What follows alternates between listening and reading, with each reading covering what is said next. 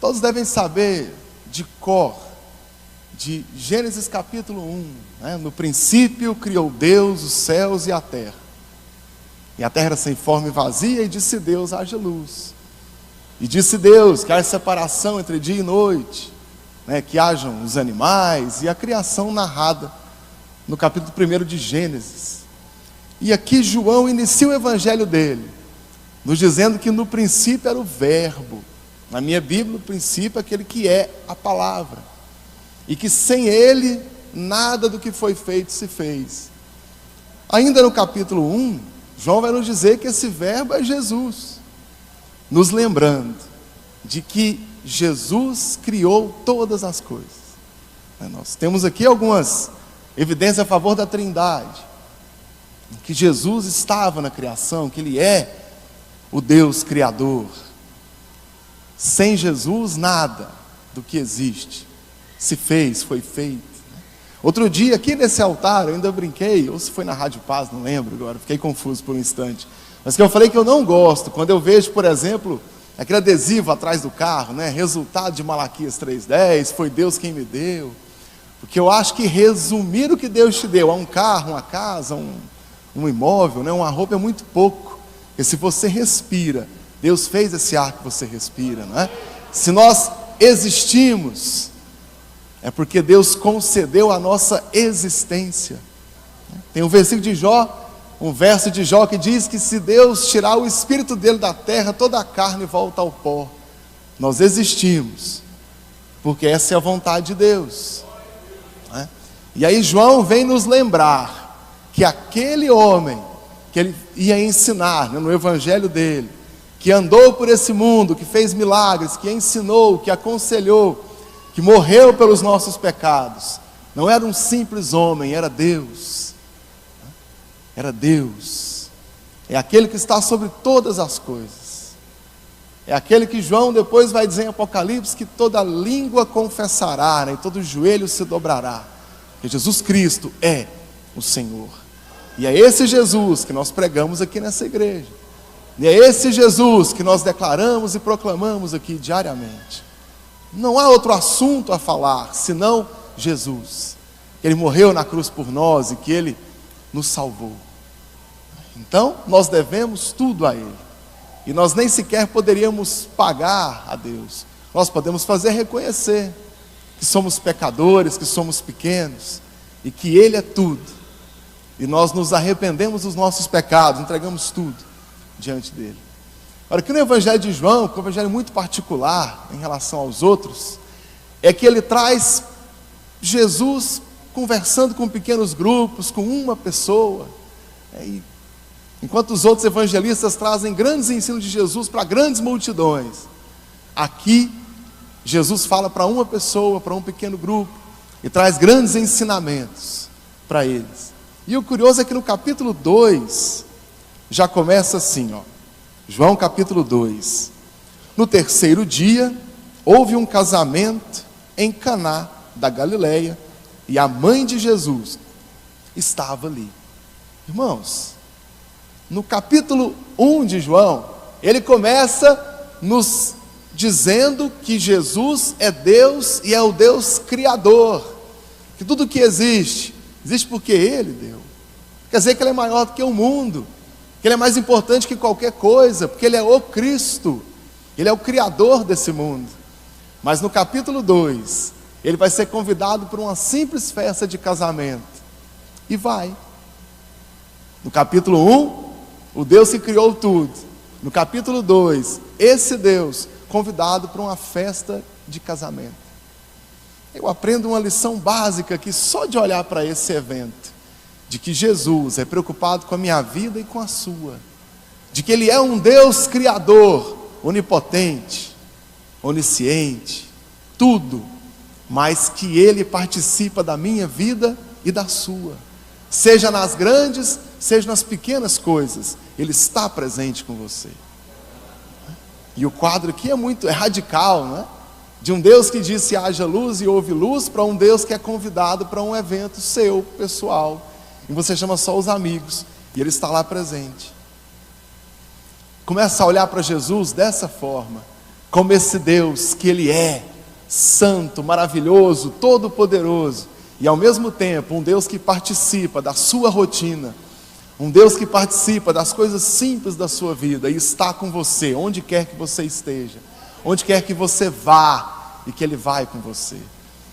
Vir à igreja e assistir o culto, a gente brinca, né? Eu coloco minha melhor roupa para ver Deus, mas isso é uma piada, porque eu estou com Deus o tempo todo, e vir à igreja é apenas o momento que eu me reúno com os irmãos para, em congregação, em assembleia, adorar a Deus. Eu já estou com Cristo o tempo todo. Se alguém vem à igreja com a intenção de aqui adorar a Deus, não vai conseguir, porque o meu culto a Deus é diário, é o tempo todo, é a minha vida, como forma de expressão da minha fé, né? E sendo essa igreja apenas um produto da vida que eu já vivo lá fora. Mas começa a lembrar disso, Deus está com você o tempo todo, Jesus está com você o tempo todo, Ele quer isso, pelo seu grande amor, Ele alcança a minha vida e a sua, para andar conosco. Quando Abraão vai enviar o servo dele para buscar a esposa para Isaac, ele fala para o servo dele assim: vai em nome daquele em cuja presença eu tenho andado. E aí o servo dele sabia quem era esse em cuja presença ele tinha andado. Isso fala de uma vida com Deus, isso fala de acordar e dormir com Deus, isso fala de tomar decisões e ter Deus junto com Ele, não apenas solenemente aqui 2, 3 vezes por semana, uma vez por mês. Aqui não tem ninguém assim, mas tem gente que vem na igreja uma vez por mês, né? Não, é o tempo todo com Deus. E aqui João vai contar desse casamento, versículo 2, Jesus e os seus discípulos também tinham sido convidados para o casamento. Verso 3, tendo acabado o vinho, a mãe de Jesus lhe disse: não tem mais vinho.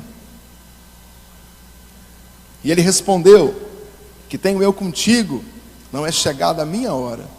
E a sua mãe disse aos serviçais: façam tudo o que ele lhes mandar. Acho que todo mundo conhece esse texto, então eu posso caminhar aqui rapidamente. Irmãos, talvez já tenham ouvido críticas assim: esse noivo não cuidou bem da festa dele, né? Faltou comida. E quem já fez algum evento desse e faltou comida bem no meio, entende esse noivo aqui, né? Você faz um aniversário para o seu filho, vem todo mundo que você convidou e a comida não dá, né? Chama alguém para almoçar na sua casa e convidado convida, não devia, mas convidado sai convidando, né?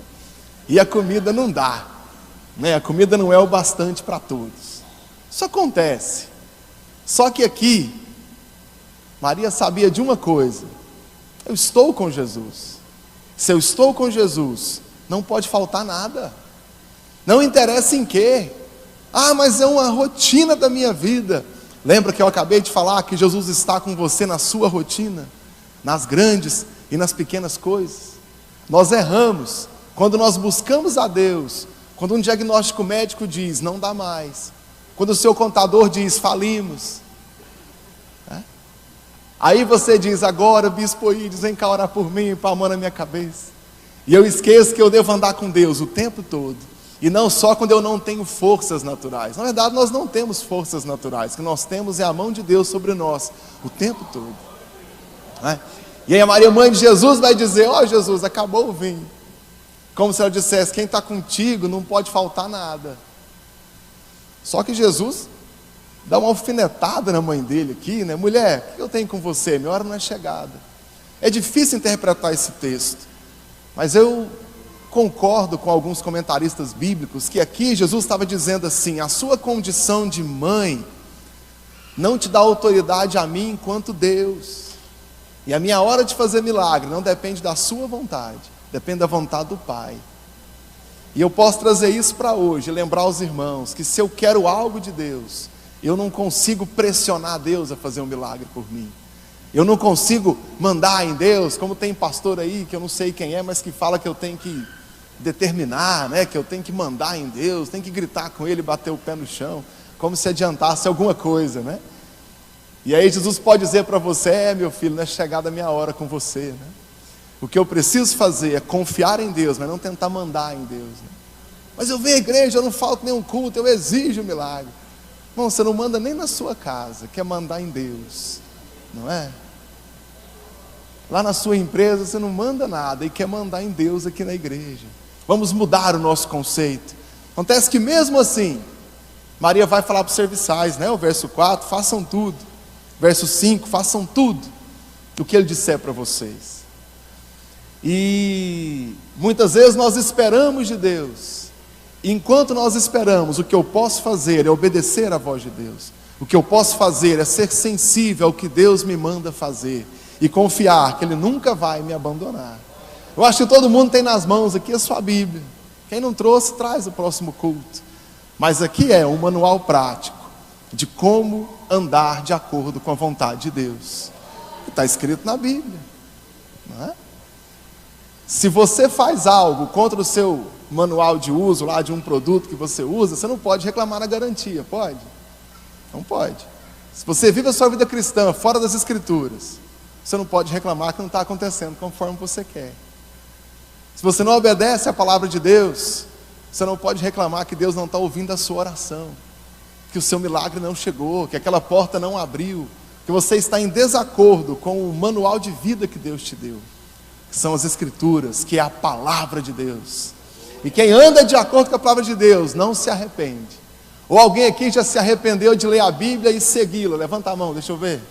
Alguém aqui arrependeu, leu a Bíblia, obedeceu a Bíblia e arrependeu do resultado? Alguém aqui, levanta a mão.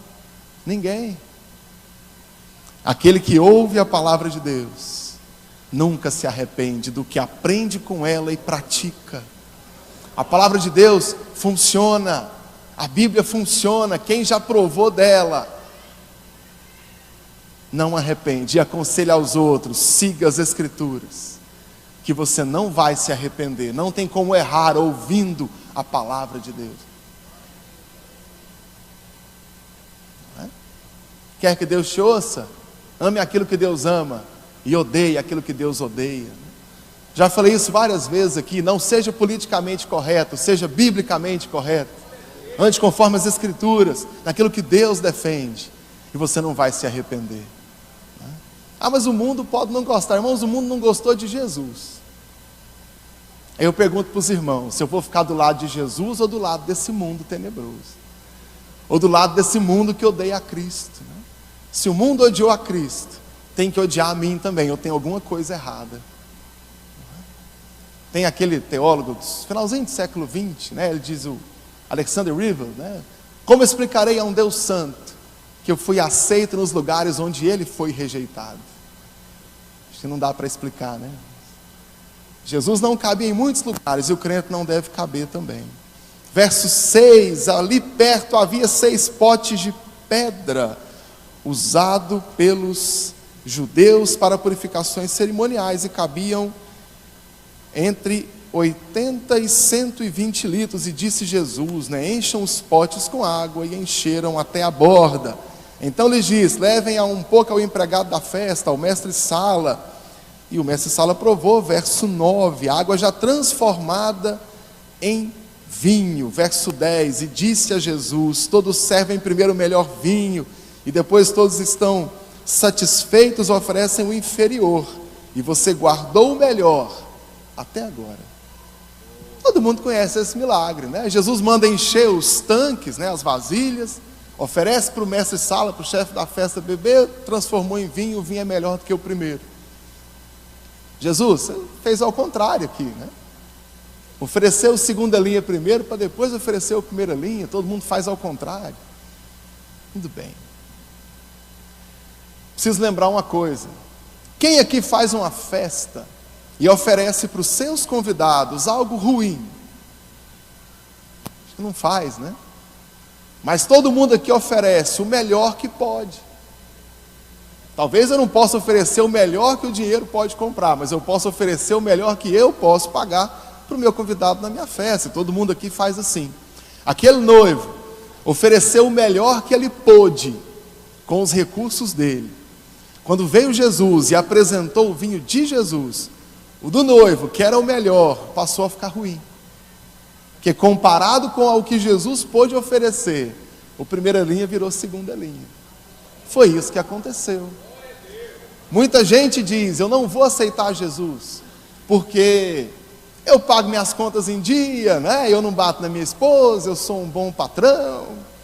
Meu querido, se você acha que tem uma vida boa, você tem que conhecer Jesus, aí sim você vai saber o que é uma vida boa, hein?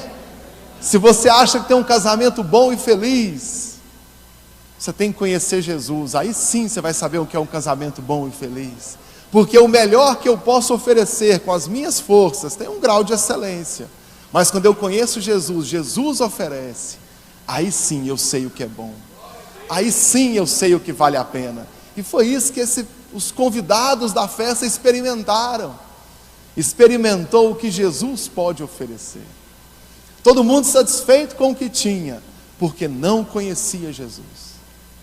E eu quero convidar você a conhecer Jesus essa noite, para que você possa experimentar o que realmente é bom. E aí você vai entender por que aquele convertido sorri tanto em momento de crise, por que crente vê jornal sensacionalista e não tem medo de sair na rua.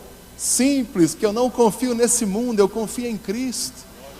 A minha segurança vem dos céus, não vem deste mundo. A minha condição financeira não depende de indicadores econômicos, não depende da bolsa, depende da vontade de Deus para a minha vida, não é? Se for a vontade de Deus que eu passe por um momento financeiro difícil, eu vou passar. Se for momento de abundância financeira, dinheiro sobrando, vou lá para a Disney conhecer o Mickey, é porque essa é a vontade de Deus. E seja qual for a vontade de Deus, é isso que eu quero viver, não é? Não há nada mais importante nessa vida do que fazer a vontade de Deus, não é? E o que Jesus usa para transformar esse vinho? A água, que tinha muita lá. E ele pega algo que não tinha valor e que tinha muito, e entrega algo de valor para aquele casamento. O que Jesus pede de você não é algo de valor, não é algo que você não possa dar, é algo que você já tem. Talvez alguém com medo, né? Se eu converter, eu tenho que dar isso, tenho que dar aquilo, tenho que mudar o guarda-roupa, tenho que mudar os lugares que eu frequento. Você não tem que fazer nada, irmão. Você tem que entregar o seu coração a Jesus, né? Tem um salmo que diz: entrega o seu caminho ao Senhor, confia nele, e todo o restante, todo mais ele fará. E é só isso que eu tenho que fazer. Em todas as casas aqui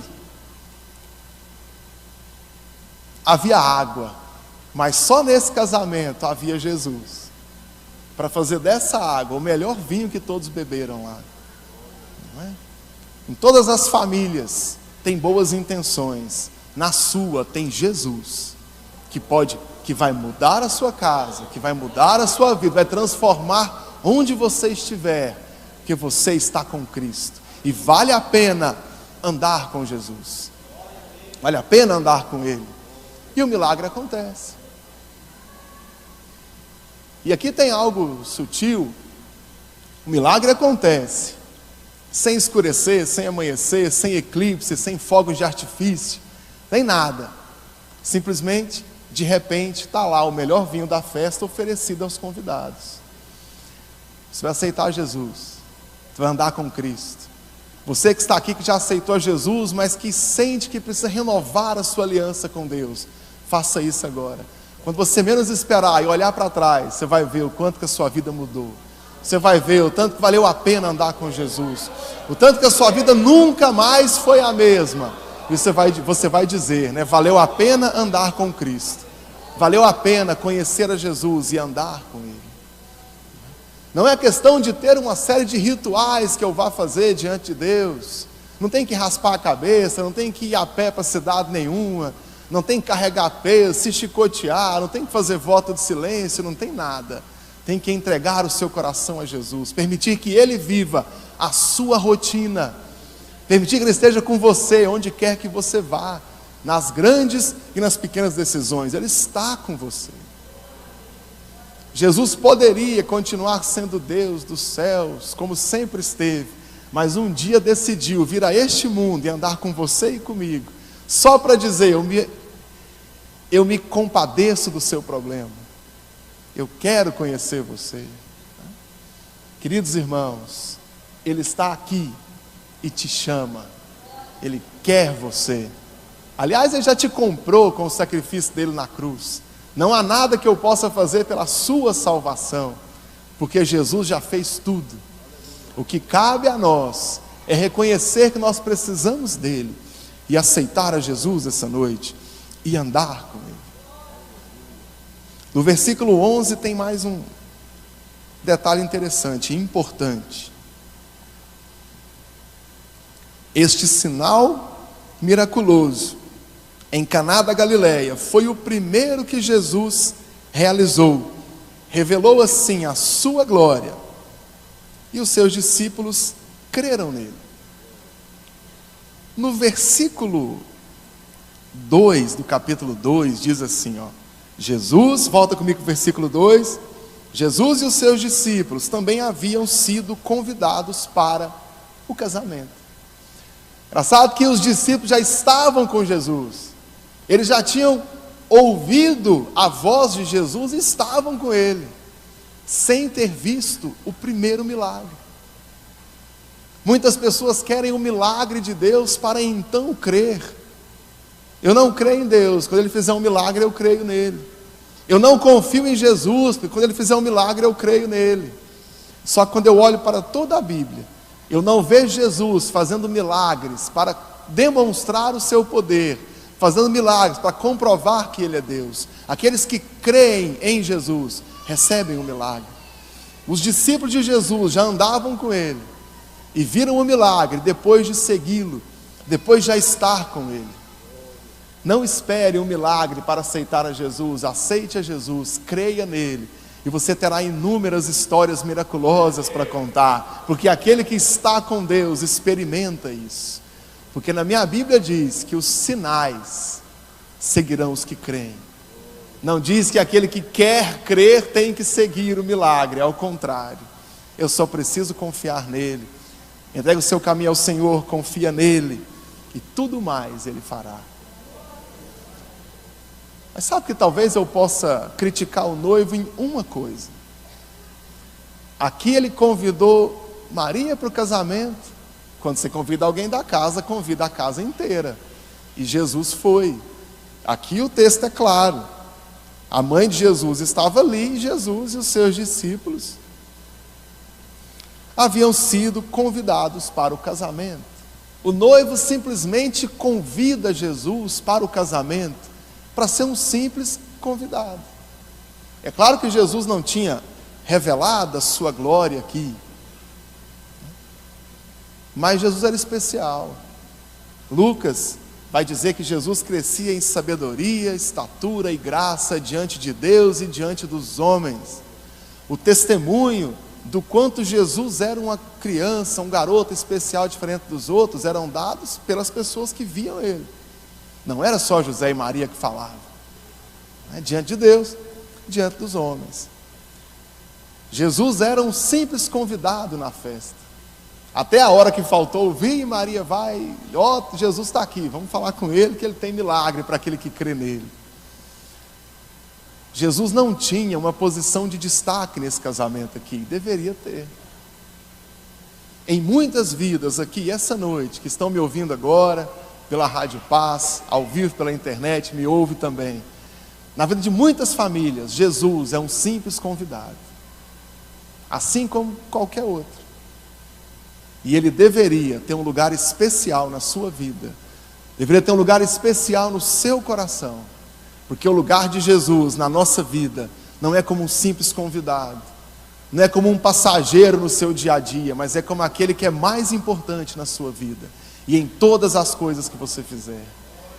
E aqui a coisa só muda quando acontece um problema, que o noivo não tem mais forças. Meu irmão, minha irmã, não espere um grande problema para que você possa chamar Jesus para ter um lugar especial na sua vida.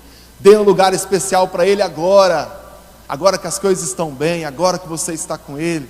Coloque Jesus no lugar principal da sua vida, da sua casa, da sua família, do seu casamento, da educação dos seus filhos, do seu trabalho, e entrega para Cristo e fala: esteja aqui comigo, e confia nele. Se você está aqui, é porque você crê. Se você está aqui, é porque você sabe que não existe outro lugar senão Cristo. Não existe mais ninguém a quem você possa recorrer senão o Senhor Jesus.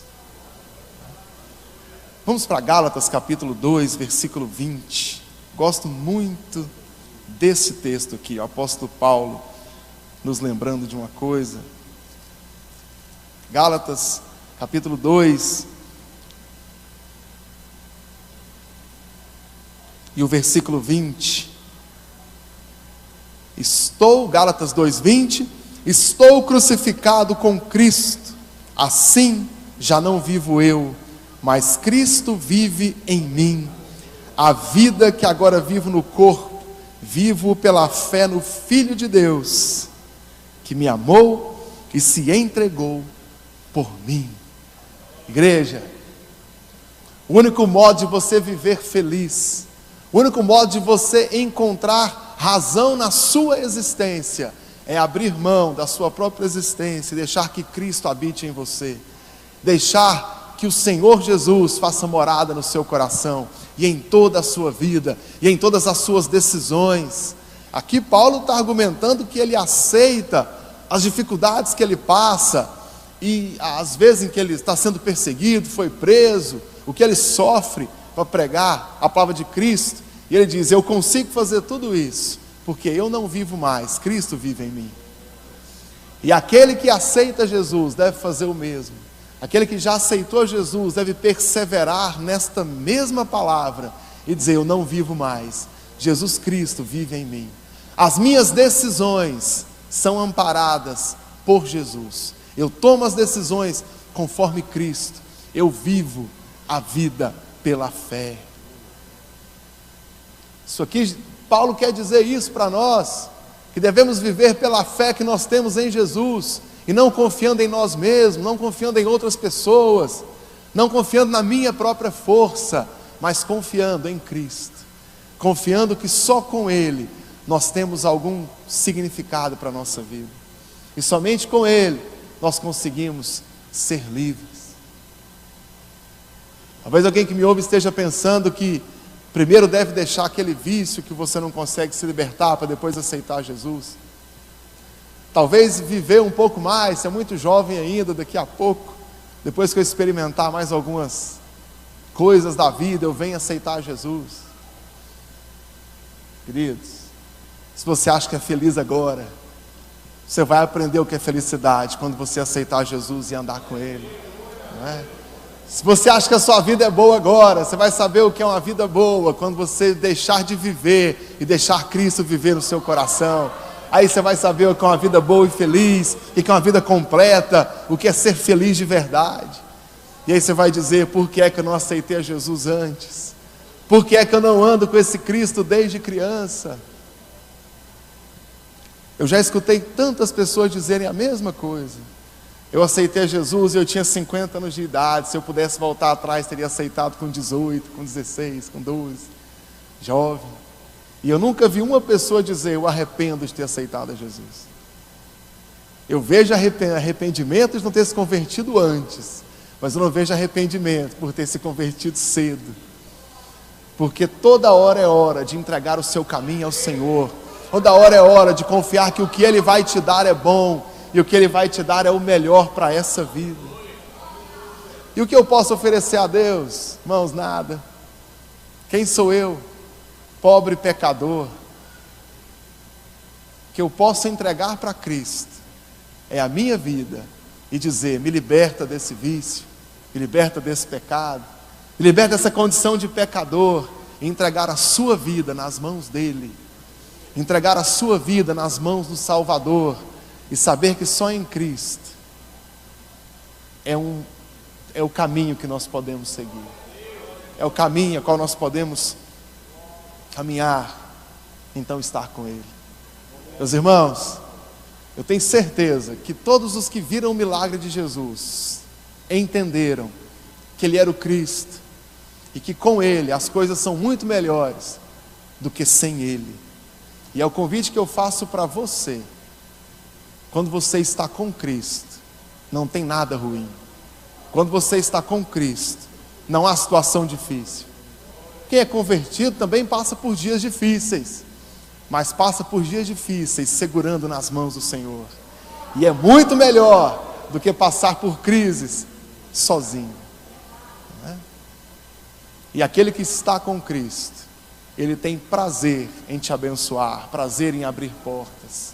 E acima de tudo, mesmo que ele não desse nada nesta vida, ele já nos deu a vida eterna. E essa vale a pena. Essa vale a pena, porque tudo nessa vida vai passar. E o que nós realmente recebemos da cruz, ou através da cruz, é a salvação das nossas vidas. É a certeza de que não estamos perdidos, porque nós estamos com Cristo. É a certeza de que nós não teremos as nossas almas condenadas ao inferno, porque lá na cruz, Jesus nos salvou. Salvou a mim, salvou a você. Ele me ama, Ele te ama, e Ele te chama essa noite. Vem para Cristo. Se você já aceitou a Jesus, talvez seja o dia de renovar a sua aliança com Deus. E dizer, eu já aceitei a Jesus, mas Ele é um mero passageiro na minha vida. Você deve dar para Cristo um lugar especial. Ou talvez você chama Jesus quando as coisas não estão bem. Você deve mudar e convidar a Cristo o tempo todo na sua vida. Porque é isso que Ele quer de você. E eu não tenho opção senão andar com Ele. Tem um momento em que Jesus fala para os discípulos, né? Alguns discípulos, além dos 12, tinham abandonado. Ele olha para os 12 e fala, vocês querem ir também? E aí aí Pedro olha para ele e fala, para onde iremos? Só tu tens as palavras de vida eterna. Nós estamos com Cristo, porque só existe Jesus. Nós cremos em Deus, porque só existe Deus, não existe outro caminho. Ele é o caminho, a verdade e a vida. E é com Ele que nós temos salvação. Os irmãos podem agradecer a Deus comigo por essa salvação maravilhosa? Vamos ficar de pé. Pai, muito obrigado. Não pede nada agora, vamos orar um instante, sem pedir nada. Só agradecer a Deus pela salvação que Ele já nos deu. Agradecer porque Ele completa a nossa existência. A minha vida agora tem um propósito, e o propósito da minha vida é servir a Deus. Vamos orar. Meu Pai, muito obrigado pela Tua salvação.